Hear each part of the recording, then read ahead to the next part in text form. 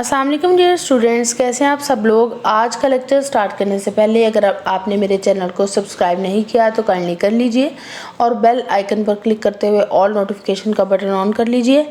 आज का हमारा टॉपिक है system development life cycle, that is very important. इसके सारे फेजेस बहुत इंपॉर्टेंट है, ये लॉन्ग के हवाले से बड़ा इम्पॉर्टेंट है और इसके अलावा इसके जितने भी डिफरेंट फेजेस हैं उन पर अलग से भी नोट लिखना है। लॉन्ग भी आ सकता है और शॉर्ट के हवाले से भी डिफरेंट चीज़ें इसमें से पूछी जा सकती हैं। सिस्टम क्या होता है? सिस्टम में ऐसे डिफरेंट रिलेटेड कंपोनेंट्स होते हैं जो मिलकर कोई भी ख़ास टास्क परफॉर्म कर रहे होते हैं। फॉर एग्जांपल, अगर कोई बैंकिंग सिस्टम है तो वो कस्टमर से रिलेटेड, क्लाइंट से रिलेटेड सारा रिकॉर्ड उनके पास होगा, उनके अकाउंट की इंफॉर्मेशन, उनकी डेबिट क्रेडिट ट्रांजैक्शन की इंफॉर्मेशन एंड सो ऑन। ठीक है, इसके अलावा जो बैंक के एम्प्लॉयज़ हैं उनके रिकॉर्ड्स भी उसके पास होंगे।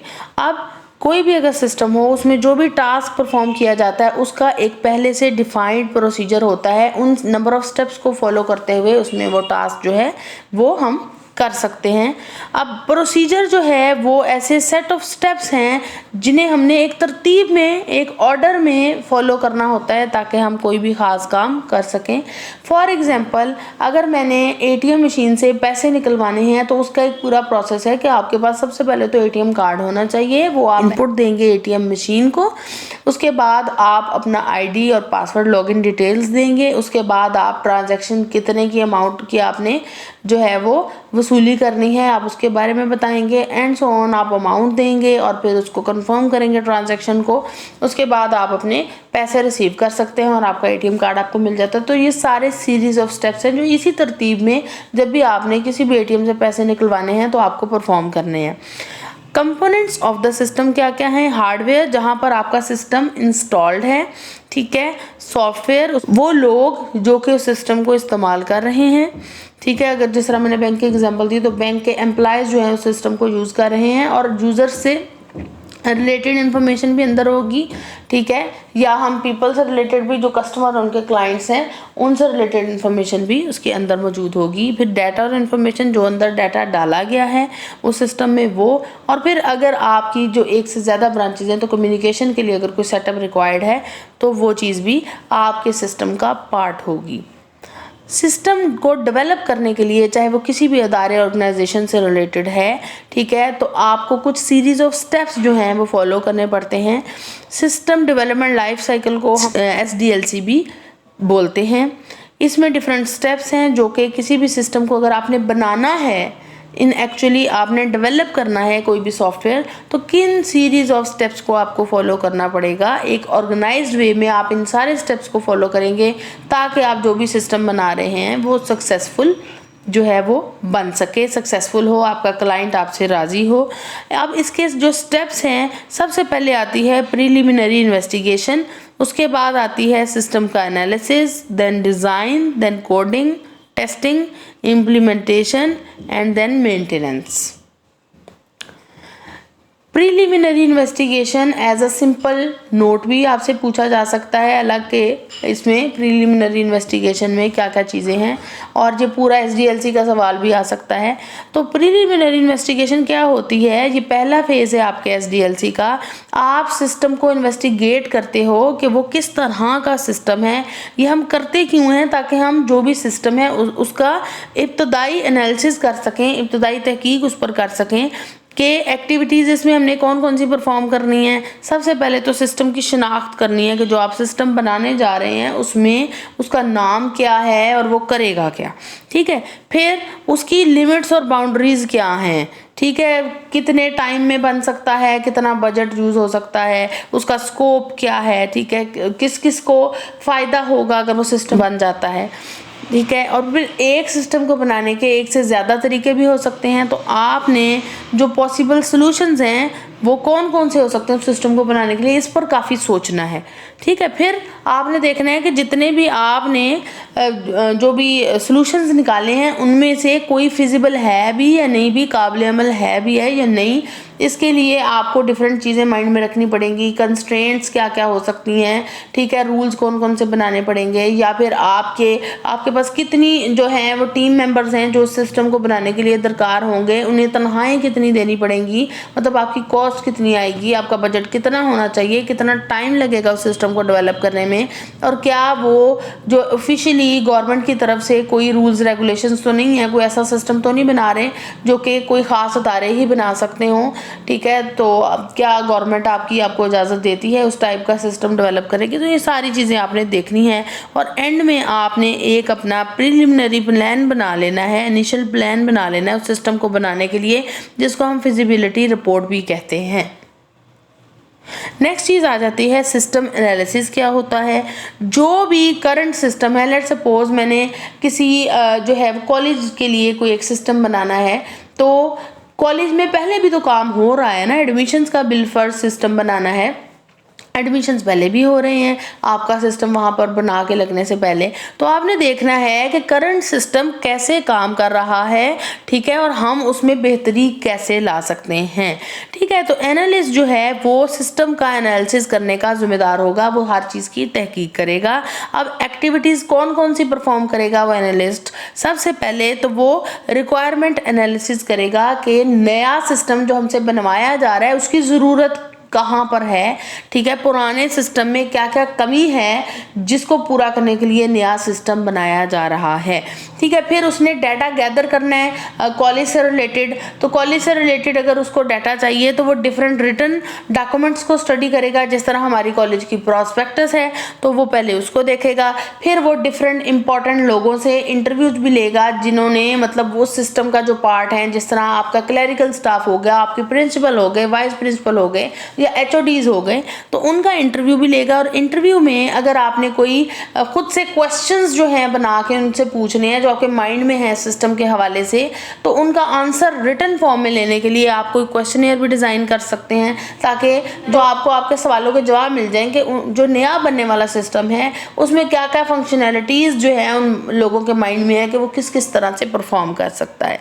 इसके अलावा वो जो इन्वायरमेंट है जिसके लिए वो सिस्टम बनने जा रहा है उसको ऑब्जर्व भी करना है, उससे आपको बहुत सारी बातें पता चलेंगी। लेट्स सपोज अगर आप एडमिशन सिस्टम बना रहे हैं तो एडमिशन कमेटी के साथ आप 2, 3, 4 एडमिशन होते देखें कि किस प्रोसेस से गुजर के एक बच्चे को कॉलेज में जो है एडमिशन मिलता है, तो आपको सिस्टम की वर्किंग का ज़्यादा आइडिया होगा इससे।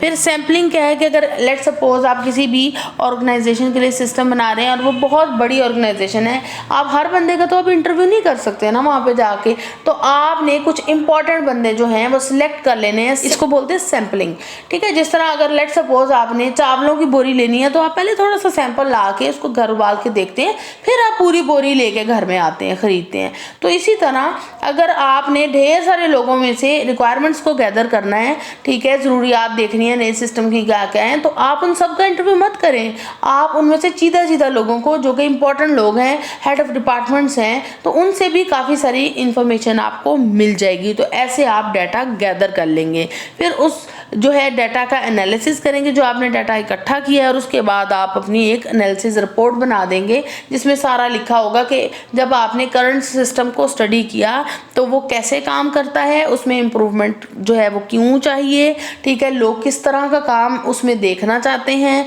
जो हम सिस्टम बनाने जा रहे हैं। एनालिस्ट जो है वो सारे डॉक्यूमेंट्स भी देख लेगा, इंटरव्यूज़ भी इंपॉर्टेंट लोगों से कर लेगा, सैम्पलिंग के साथ भी देख लेगा करके, और फिर जो भी at the end output I वो एक रिटन डॉक्यूमेंट की फॉर्म में आपको एनालिसिस रिपोर्ट में सेव कर देनी है। नेक्स्ट बात आ जाती है डिज़ाइन की। अब आपने इब्तदाई तहकीकात भी कर ली, आपने डाटा भी उसका डाटा गैदरिंग कर ली, रिक्वायरमेंट्स देख ली कि क्या क्या ज़रूरतें हैं नए सिस्टम बनाने के लिए, पुराने सिस्टम में क्या क्या कमियां हैं, काम कैसे हो रहा है।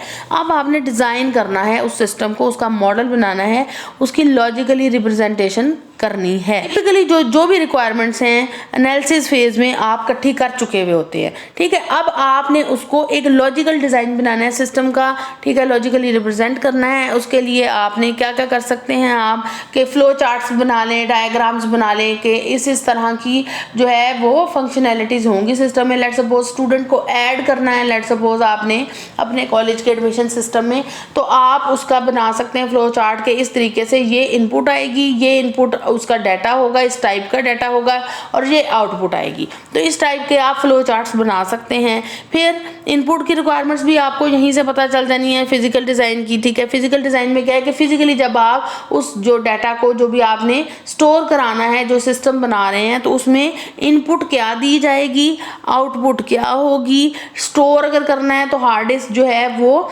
कितना उसका साइज होना चाहिए, ये सारी चीज़ें भी आपने मद्देनज़र रखनी है। हो सकता है आपकी कंपनी छोटी हो जिसके लिए आप सिस्टम बना रहे हैं, तो वहाँ पर ज़्यादा हार्ड डिस्क की ज़रूरत नहीं है, ज़्यादा जो है वो साइज़ की हार्ड डिस्क। लेकिन अगर आप किसी ऐसे इदारे के लिए बना रहे हैं जिस तरह नादरा है, तो नादरा में तो सैकड़ों और हज़ारों लोगों का रिकॉर्ड डेली बेसिस पे चेंज हो रहा है, तो यहाँ पर वहाँ पे हार्ड डिस्क की रिक्वायरमेंट्स डिफरेंट होंगी। बड़ी साइज़ की हार्ड डिस्क वहाँ पर चाहिए होगी, बड़ा प्रोसेसर लग सकता है। तो ये सारी चीज़ें जो हैं वो आपने देखना है कि प्रोसेसर आपको फास्ट चाहिए या स्लो से भी काम चल जाएगा, ठीक है। ये सारी चीज़ें आपने देखनी है। फिर आपने सिस्टम का बैकअप लेना है और रिकवरी लेनी है, इस हवाले से भी देखना है कि आप फ्यूचर यूज़ के लिए, अगर लेट सपोज बैकअप क्या होता है कि अगर आप जो भी डेली बेसिस पे आपके सिस्टम में चेंजेस आ रही हैं, आप उसको कहीं ना कहीं सेव करते जाएं, ताकि खुदा ना खास्ता अगर आपका जो सिस्टम है वो लॉस्ट हो जाता है, किसी वजह से उड़ जाता है आपका जो भी डाटा है, तो आप जो सेव्ड कॉपी है वहाँ से अपना डाटा जो है वो रिकवर कर सकें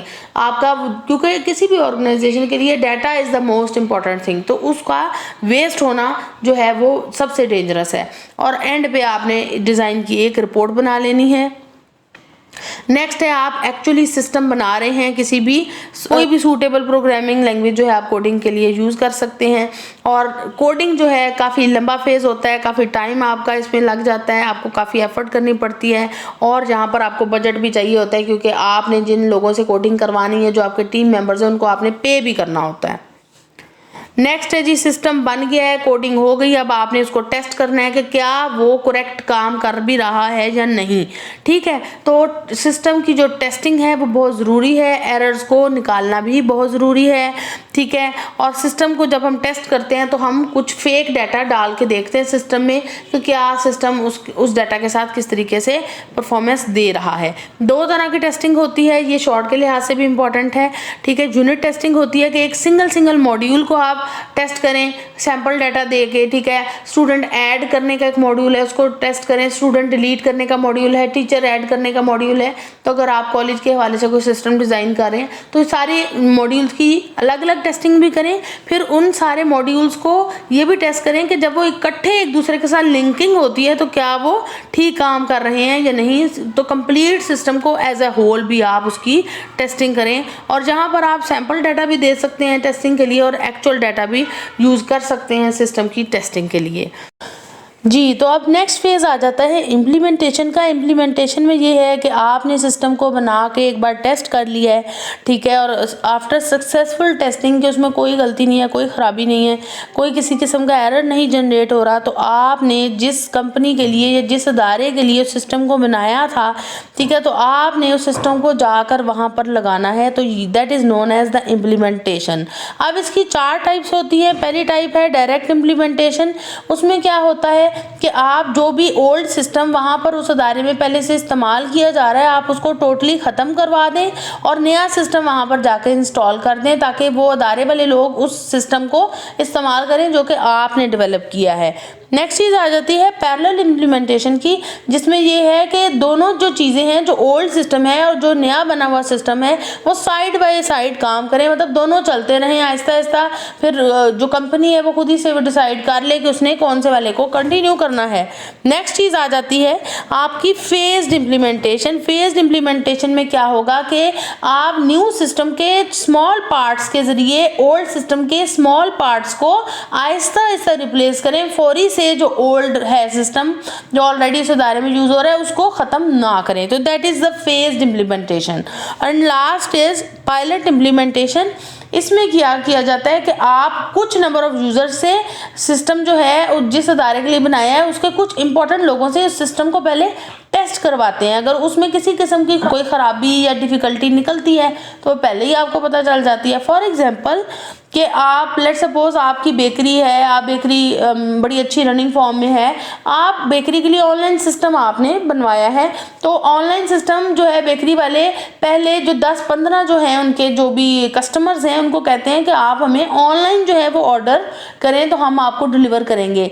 तो वो अपने जो सिलेक्टेड लोगों को, सिलेक्टेड कस्टमर्स से एवेल्युएशन कराते हैं अपने सिस्टम की कि हाँ आप हमें अगर ऑनलाइन ऑर्डर करते हैं और हम आपको क्या सक्सेसफुली जो है वो डिलीवर कर भी सकते हैं या नहीं। तो that is known as the pilot implementation, जिसमें आप जो है सिलेक्टेड नंबर ऑफ पीपल से अपना जो सिस्टम है उन तक महदूद रखते हैं पहले, ठीक है। जब वो यूज़र सेटिस्फाइड होते हैं तो फिर आप ओवरऑल फिर एक सिस्टम को टोटली इम्प्लीमेंट कर देते हैं। मतलब पहले आप 10-15 लोग अगर जो कस्टमर्स हैं आपके सेटिस्फाइड हैं आपके ऑनलाइन सिस्टम से, तो फिर आप कंप्लीटली ऑनलाइन सिस्टम पे ही आ जाएं और आप उसको सारे कस्टमर्स के लिए जो है वो फॉलो करें। तो इस तरीके से है। फर्दर ये है कि अगर आपने किसी भी इदारे को कोई सॉफ्टवेयर बना के दिया है, सिस्टम बना के दिया है, तो आपको वहाँ के लोगों को ट्रेन भी करना पड़ेगा ताकि वो उसको इस्तेमाल भी कर सकें, ठीक है। उसके लिए आप उनको यूज़र मैनुअल्स दे सकते हैं, कोई छोटी मोटी वीडियो बना के, या जो भी उस सिस्टम की फंक्शनैलिटीज़ हैं उसके हवाले से हर मॉड्यूल की वीडियो बना के कि उसको कैसे इस्तेमाल करना है सीडी पे रिकॉर्ड करके दे सकते हैं,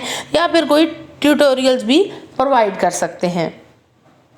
लास्ट थिंग इज़ मेंटेनेंस, ठीक है। ये जब आपने कहीं भी जाके सिस्टम अपना लगा दिया है, ठीक है, उसके बाद ये फेज स्टार्ट होता है। इसमें क्या हो सकता है कि पुराने सिस्टम को, उसकी परफॉर्मेंस को इम्प्रूव करना पड़ सकता है आपको। हो सकता है जो सिस्टम आपने लगा दिया है यूज़र कुछ और भी मज़ीद उसमें ऐड करवाना चाहे, अपग्रेड करवाना चाहे, तो न्यू रिक्वायरमेंट्स भी आपको यूज़र की तरफ से मिल सकती हैं, आपने उनको भी हैंडल करना है। और अगर कोई लगे हुए सिस्टम में प्रॉब्लम्स आती हैं तो उस चीज़ को भी आपने मैनेज करना है। तो ये मेंटेनेंस का पार्ट है।